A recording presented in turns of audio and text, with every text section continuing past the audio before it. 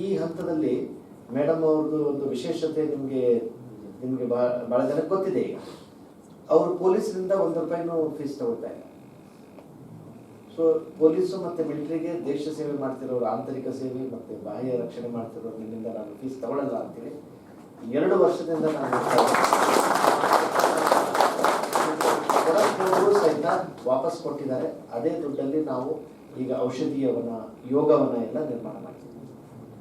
ಅದಷ್ಟೇ ಅಲ್ಲದೆ ಇಲ್ಲಿಯ ಪರಿಸರ ರಕ್ಷಣೆಯಲ್ಲಿ ಹಲವಾರು ಸಸಿಗಳನ್ನು ಮೇಡಮ್ ಅವರೇ ಕೊಡಿಸಿದ್ದಾರೆ.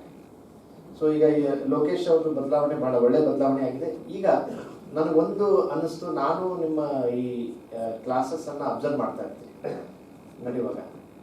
ಪ್ರತಿ ಸರ್ತಿ ನೀವು ಬದಲಾಗೋದ್ರಿಂದ, ಇವತ್ತು ಇವರು ಫ್ರೀ ಇದ್ದಾರೆ ಇವ್ರಿಗೆ ಹಾಕಿ, ನಾಳೆ ನಮ್ಮ ಇವರು ಚಂದ್ರಶೇಖರ್ ಮತ್ತೆ ಗುರ್ಲಿಂಗ ಏನಿದೆ ಯಾರು ಗ್ರೌಂಡಲ್ಲಿ ಇರ್ತಾರೋ ಅವ್ರನ್ನ ಕಳಿಸ್ತಾರೆ. ಅದರಿಂದ ಏನಾಗುತ್ತೆ, ಕಂಟಿನ್ಯೂಟಿ ಇರಲ್ಲ.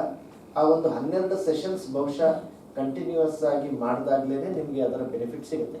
ಇವತ್ತು ಗ್ರೌಂಡಲ್ಲಿ ಇರೋರನ್ನ ಕಳಿಸಿದ್ರಿ ಮತ್ತೆ ನಾಳೆಯಿಂದ ಅವ್ರು ಇಲ್ಲ ಅಂದ್ರೆ ಅದ್ರ ಪ್ರಯೋಜನ ಆಗಲ್ಲ. ಸ್ವಲ್ಪ ಅದನ್ನ ಹೊಸ ವಿಚಾರ ನಮಗೆ ಈಗ ಗೊತ್ತಾಗಿತ್ತು, ಯಾಕೆ ಅದು ತಲುಪ್ತಾ ಇಲ್ಲ ಎಲ್ರಿಗೆ ಅಂತ, ಅಥವಾ ಅದರ ಆಸ್ವಾದ. ಈಗ ಬಿ ಕಂಪ್ನಿದು ಏನಾಯ್ತು, ನಿಮ್ಗೆ ಎಲ್ಲೂ